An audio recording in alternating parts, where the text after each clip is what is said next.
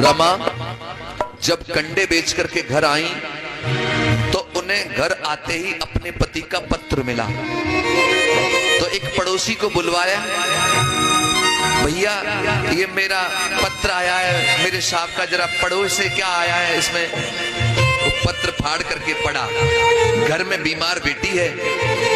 एक व्यक्ति पत्र पढ़ रहा, रमा सुन रही है, क्या लिखा है। हे रमा, मैं विदेश में हूं और मैं ठीक से रह रहा हूं, उम्मीद करता हूं कि तुम भी अच्छे से घर पे होंगी।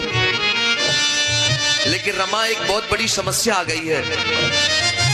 मैं जो 5,000 रुपए लेकर के आया था वो धीरे धीरे करके मेरी पढ़ाई में खर्च हो गए हैं और मेरे पढ़ाई के लिए मुझे पैसों की जरूरत है।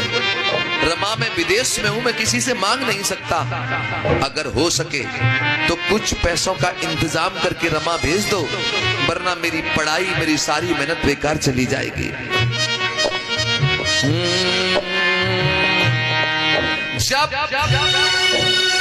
रमा के आंखों के सामने पत्र पढ़ा जा रहा था और शब्द कानों को छू रहे थे, रमा की आंखों से आंसू गिर रहे थे। एक झलक रमा अपनी बीमार बेटी पे डालती है और एक नजर माता रमाबाई पत्र पर डालती हैं। आंखों में आंसू भर भर के माता रमाबाई रोने लगी। और रोने लगी, क्यों रोने लगी माता रमाई? इसलिए क्योंकि रमा ने मेहनत मजदूरी करके थोड़े से पैसे इकट्ठे किए हैं। रमा सोच रही है इन पैसों से पहले बेटी का इलाज करवाऊं कि इन पैसों को पति की पढ़ाई के लिए भेज दूं। अगर ये पैसे मैंने बेटी के इलाज में लगा दिए तो मेरे पति की पढ़ाई रुक जाएगी, और यदि ये पैसे मैंने पति की पढ़ाई के लिए भेज दिए और मेरी बेटी का इलाज नहीं हुआ तो मेरी बीमार बेटी मर जाएगी। अब कोई तो बताए मुझे, मैं क्या करूं? मैं पहले अपनी बेटी बचाऊं कि पति की पढ़ाई कराऊं? कोई तो बताओ मुझे। मैं पूछना चाहता हूं, अगर ये घड़ी तुम्हारी आंखों के सामने आ जाए तो क्या करेगी कोई माँ? हर माँ पहले अपनी बेटी ही बचाएगी। लेकिन रमा ने ऐसा नहीं किया।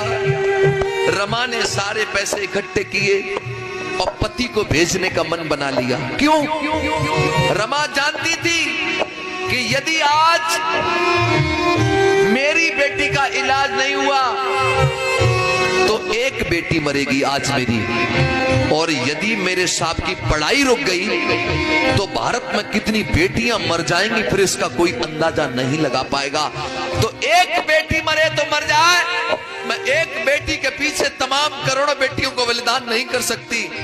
तो माता रमाबाई ने सारे पैसे इकट्ठे किए, पहले अपनी पति की पढ़ाई के लिए सारे पैसे भेज दिए, और जब बीमार बेटी इंदु का इलाज नहीं हुआ तो रमा की बेटी इंदु ने घर के आंगन में दम तोड़ दिया।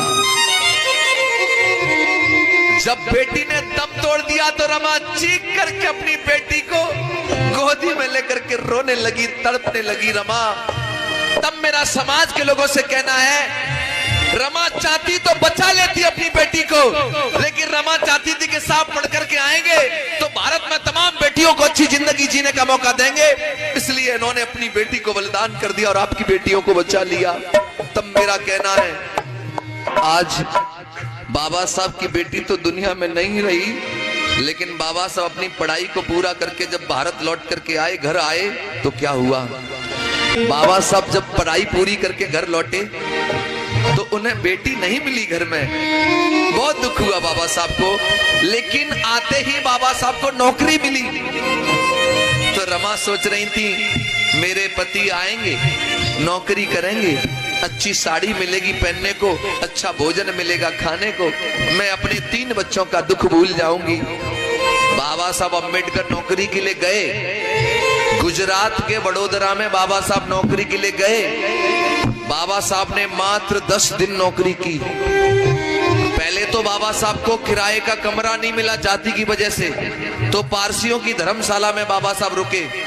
जब ऑफिस जाते थे बाबा साहब ड्यूटी के लिए तो बाबा साहब के कुर्सी मेज कोने में पटक दिए जाते थे।